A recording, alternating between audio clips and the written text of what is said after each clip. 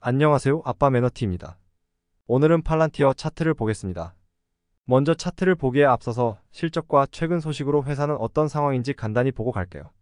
팔란티어 3분기까지의 실적입니다. 매출액은 최근 3년간 한 번의 감소 없이 계속 증가하고 있습니다. 여기에 2023년 1분기부터는 공식회계 기준 영업이익이 흑자로 전환되어 3분기에도 성장이 계속되고 있는데요. 이러한 성장은 AIP가 영향력이 점점 커지면서 가능해졌습니다.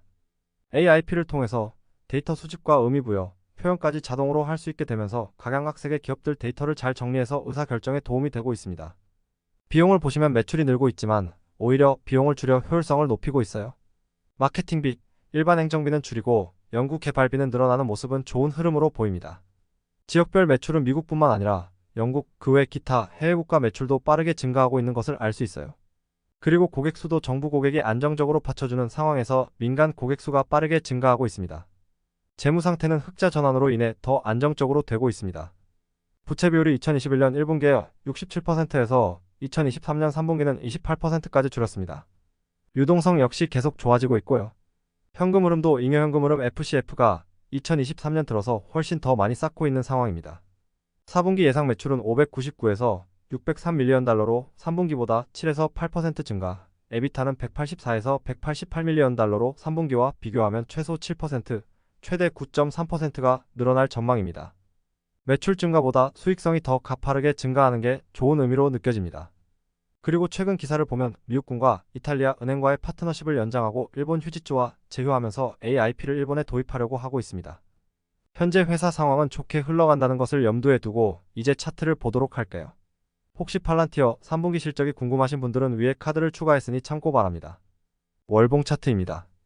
팔란티어는 2020년 9월에 10달러로 출발하여 11월에 45달러까지 주가가 급상승하게 됩니다. 이때 당시 기술주들의 가치를 높게 평가한 것도 있고 팔란티어가 정부와 코로나 관련 협업을 하고 있다는 소식 등의 영향으로 주가가 올랐는데요. 하지만 2021년 2월 보호해수 기간이 해제되면서 주요 임원들이 주식을 매각하며 급락하기 시작합니다. 여기서 더 떨어지지 않고 많은 사람들이 여전히 팔란티어에 관심을 가지며 매수한 결과 20달러에서 26달러 사이를 유지하게 됩니다.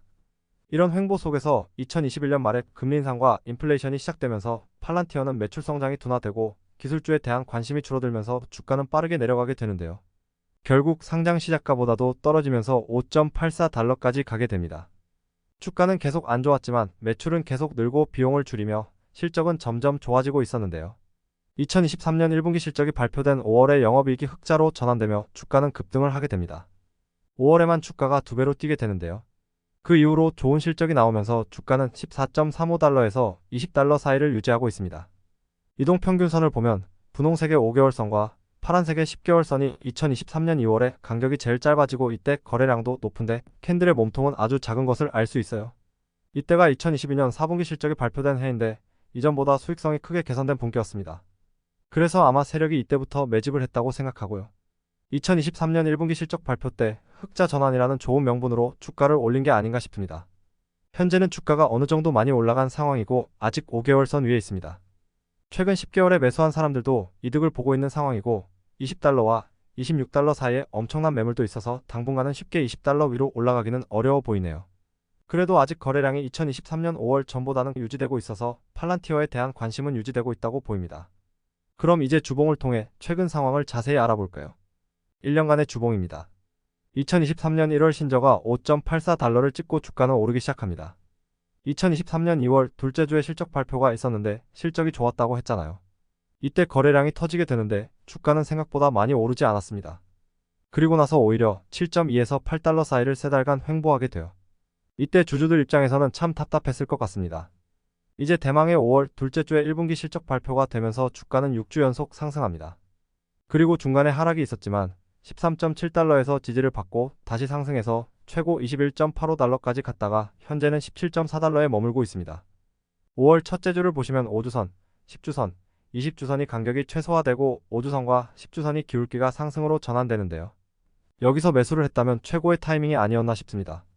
그리고 5월 둘째 주에 거래량이 실린 장대 양봉에서 저항선이었던 9달러를 돌파하는 걸 보고 매수해도 좋았을 것 같습니다. 그 이후 이미 많이 올라가서 들어가기가 쉽지는 않아 보이지만 8월 첫째 주에 거래량이 실린 장대 음봉 이후에 이제 주가가 크게 하락할 것으로 봤지만 14에서 16달러 사이를 횡보할 때 다시 타이밍을 볼 수 있을 것 같습니다.